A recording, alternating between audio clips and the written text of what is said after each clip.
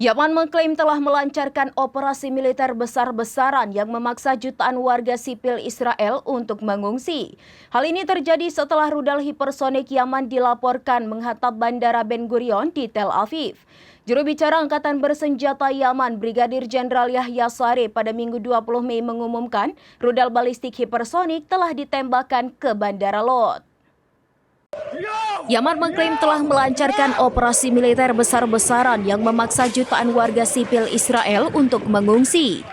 Hal ini terjadi setelah rudal hipersonik Yaman dilaporkan menghantam Bandara Ben Gurion di Tel Aviv. Juru bicara Angkatan Bersenjata Yaman Brigadir Jenderal Yahya Saree pada Minggu 25 Mei 2025 mengumumkan bahwa rudal balistik hipersonik telah ditembakkan ke Bandara Lod.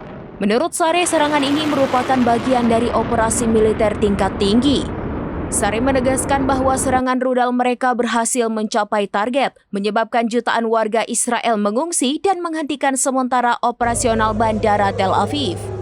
Ia juga menambahkan bahwa serangan rudal ini adalah bagian dari blokade udara yang diterapkan Yaman terhadap Israel.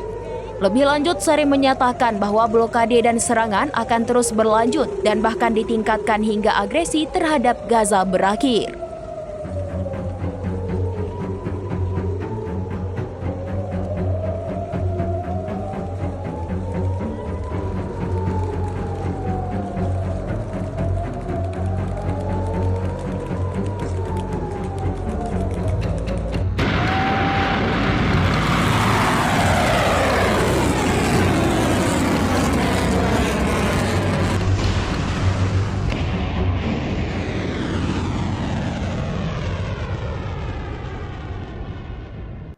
Demikian informasi terkini Syederalun. Saksikan terus informasi lainnya. Jangan lupa like dan share seluruh akun serambinews.com.